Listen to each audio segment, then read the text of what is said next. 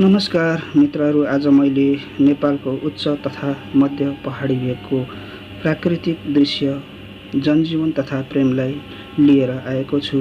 प्रकृति र मानव मनलाई तुलना गरेर एउटा कविता बनाएको छु, सुनेर साथ दिनुहोला।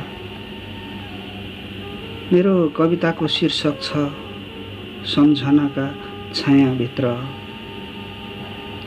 तरेली परेर बसेका ती हरिया पहाड, ती कुन पहाड होलान्, ती ठाउँका के होला नाम।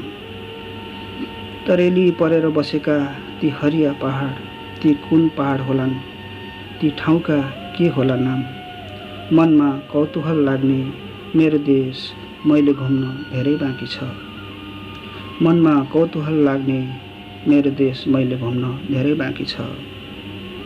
मयूरका प्वाँख झैँ सुन्दर, मानौ घुममा छापिएका भर्लाका पात जस्ता तह तह छापिए झैँ। मयूरका प्वाँख झैँ सुन्दर, मानौ घुममा छापिएका भर्लाका पात जस्ता तह तह छापिए झैँ। बर्खे झरीमा जसले रोच्नबाट जोगाउँछ, न्यानोपन दिन्छ दुरुस्तै त्यस्तै। बर्खे झरीमा जसले रोच्नबाट जोगाउँछ, न्यानोपन दिन्छ दुरुस्तै त्यस्तै। पहाडको फेदीमा तरेली परेर निलो नदी बगिरहेको हो। पहाडको फेदीमा तरेली परेर निलो नदी बगिरहेको। जीवनका कयौँ घुम्तीका अविस्मरणीय यादका तरेली, जीवनका खण्ड खण्ड भोगाइबाट जोडिएका। जीवनका कयौँ घुम्तीका अविस्मरणीय यादका तरेली, जीवनका खण्ड खण्ड भोगाइबाट जोडिएका। मनमा छापी बसेका ती तरेली जस्तै मेरो मन र पहाड। मनमा छापी बसेका ती तरेली जस्तै मेरो मन र पहाड। आहा सम्झनाका शीतल छायाभित्र ती सुन्दर पहाड, आहा कति सुन्दर।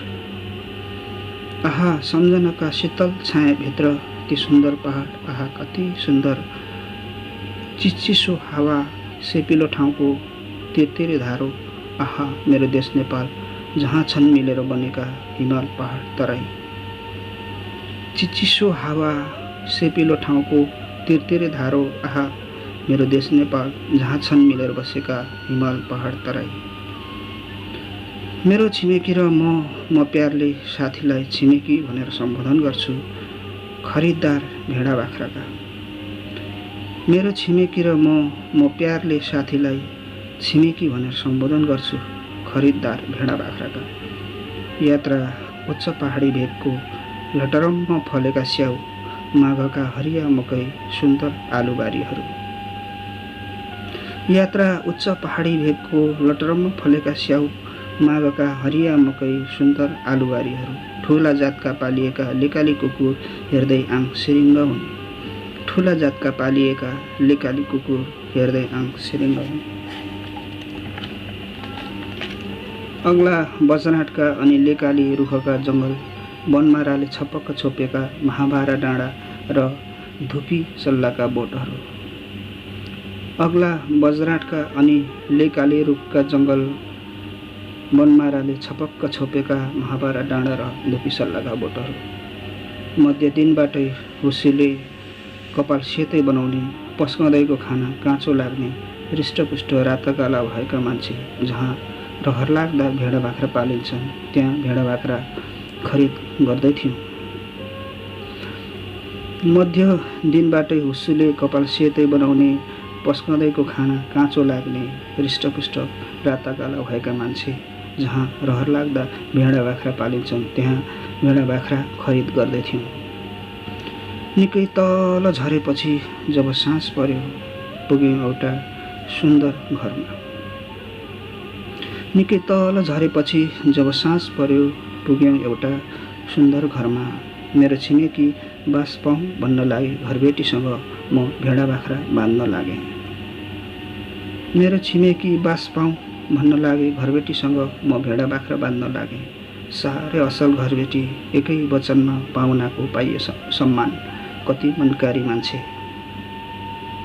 साह्रै असल घरबेटी, एकै वचनमा पाहुनाको पाइयो सम्मान, कति मनकारी मान्छे।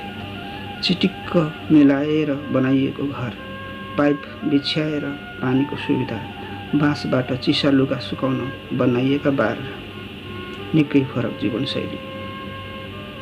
चिटिक्क मिलाएर बनाइएको घर, पाइप बिछ्याएर पानीको सुविधा, बाँसबाट चिसा लुगा सुकाउन बनाइएका बार, निकै फरक जीवनशैली। म अन्तर्मुखी त्यति बोल्दिन थिएँ। छिमेकी बडा मिजासिला नयाँ मान्छेसँग उहिले भेटे झैँ बोल्दथे त्यति हृदय। म अन्तर्मुखी त्यति बोल्दिन थिएँ। छिमेकी बडा मिजासिला नयाँ मान्छेसँग उहिले भेटे झैँ बोल्दथे त्यति हृदय। चिसो मौसममा आयो तातो कोदोको रस, मेरो छिमेकी कुरा जोड्दै थियो। चिसो मौसममा आयो तातो कोदोको रस, मेरो छिमेकी कुरा जोड्दै थियो। बलियो हुन्छ टारीको रुख लाग्नलाई अडेस लिए, कोदाको बोटले नधान्ने भो हजुर कोदाकै रस लिए। बलियो हुन्छ टारीको रुख लाग्नलाई अडेस लिए, कोदाको बोटले नधान्ने भयो हजुर कोदाकै रस लिए। बोल्दथे सुर तानेर हजुर नमस्कार पनि भन्थ्यो, बोल्दथे सुर तानेर हजुर नमस्कार पनि भन्थ्यो। अर्कोतिर सत्कार गर्नेलाई देखेर म हेरेकै भएँ, अर्कोतिर सत्कार गर्नेलाई देखेर म हेरेकै भएँ। जीवनमा अन्जानमा आज आँसुले गह भरेँ, जीवनमा अन्जानमा आज आँसुले गह भरेँ। लाग्छ मलाई उनले आफूलाई सम्हाली, मानौ चिना जानी नै छैन म एउटा आगन्तुक मात्र हो। लाग्छ मलाई उनले आफूलाई सम्हाली, मानौ चिना जानी नै छैन म एउटा आगन्तुक मात्र हो। मेरो टाउको मोबाइलको भाइब्रेटिङ झैँ रन्कियो, के साइनोले बोलाउने भनेर। मेरो टाउको मोबाइलको भाइब्रेटिङ झैँ रन्कियो, के साइनोले बोलाउने भनेर। निशब्द भएँ, गला अवरुद्ध भयो उही गहिरी हिमठुली। निशब्द भएँ, गला अवरुद्ध भयो उही गहिरी हिमठुली। उनीसँग हाट बजार धाउँदा हामी पहिलो मायामा, म उनीदेखि हुरुक्कै उनी मदेखि हुरुक्कै। हाट बजार धाउँदा हामी पहिलो मायामा, म उनीदेखि हुरुक्कै उनी मदेखि हुरुक्कै। दुनियाँ परै छाडी सबै आफ्नो दुनियाँ जस्तो लाग्दथ्यो भर्खरै मधुमासका विवाहित जोडी प्रेमालापमा मग्न छन्। दुनियाँ परै छाडी सबै आफ्नो दुनियाँ जस्तो लाग्दथ्यो भर्खरै मधुमासका विवाहित जोडी प्रेमलापमा मग्न झैँ। उनको निमन्त्रणामा टाढा बाटो धाएको थिएँ, मनको अनौठो दुखाइ सहेको थिएँ, लाग्दथ्यो जडी प्रेम बसेछ। उनको निमन्त्रणामा टाढा बाटो धाएको थिएँ, मनको अनौठो दुखाइ सहेको थिएँ, लाग्दथ्यो जडी प्रेम बसेछ। मेरो प्रेमको टाकुरा लड्ने छैन, प्रेमको सेतु भत्कने छैन, तर भविष्य कसले देखेको छ र मलाई समयले बढारेर लखेट्यो परदेश। प्रेमको टाकुरा लड्ने छैन, प्रेमको सेतु भत्किने छैन, तर भविष्य कसले देखेको छ र मलाई समयले बढारेर लखेट्यो परदेश। त्यसपछि आफ्नै मनलाई दुःख दिइरहे। मेरो आयु 3 महिना तोक्ने साथी भेटिए, किनकि म धेरै कमजोर भइसकेको थिएँ, त्यो एउटा विगत थियो। त्यसपछि आफ्नै मनलाई दुःख दिइरहे। मेरो आयु 3 महिना तोक्ने साथी भेटिए, किनकि म धेरै कमजोर भइसकेको थिएँ, त्यो एउटा विगत थियो। आज 25 वर्षपछि गैरी हिमठुलीलाई भेटेँ उनको पराई घरमा। आज 25 वर्षपछि गैरी हिमठुलीलाई भेटेँ उनको पराई घरमा। छिमेकीसँग सोध्दै थिइन्, यता सम्धीका कति छन् बालबच्चा? उसले आधा जिन्दगी बितायो एक्लो बसेर, खै किन हो? छिमेकी बोले, मन मरेर हो, यति बोल्न सके। यता सम्धीका कति छन् बालबच्चा? उसले आधा जिन्दगी बितायो एक्लो बसेर, खै किन हो? छिमेकी बोले, मन मरेर हो, यति बोल्न सके। उनीमा कुराको कुनै प्रवाह थिएन, उनको सामान्य व्यवहार कति इमान्दार र अर्ग्यानिक। मन म खुसी भएँ मनमनै। उनीमा कुराको कुनै प्रवाह थिएन, उनको सामान्य व्यवहार कति इमान्दार र अर्ग्यानिक। मन म खुसी भएँ मनमनै। छेवैमा केटाकेटी अन्त्यक्षरीमा व्यस्त मनलाई थिचेर थमथम्याएर बसिरहे। जीवनको पहिलो माया बिर्सन गाह्रो, तर नचाहेरै बिर्सन पर्छ। छेवैमा केटाकेटी अन्त्यक्षरीमा व्यस्त मनलाई थिचेर थमथम्याएर बसिरहे। जीवनको पहिलो माया बिर्सन गाह्रो, तर नचाहेरै बिर्सन पर्छ। बिहान कुखुराका चिङ्ना च्याङच्याङ गर्न लागे, म र मेरो परम मित्र छिमेकी भेडा बाख्रा धपाउन लाग्यौँ। बिहान कुखुराका चिङ्ना च्याङच्याङ गर्न लागे, म र मेरो परम मित्र छिमेकी भेडा बाख्रा धपाउन लाग्यौँ। गहिरिम ठुलीको घरको झ्याल बन्द थियो, फेरि देख भेट होला नहोला आशा पनि रहेन।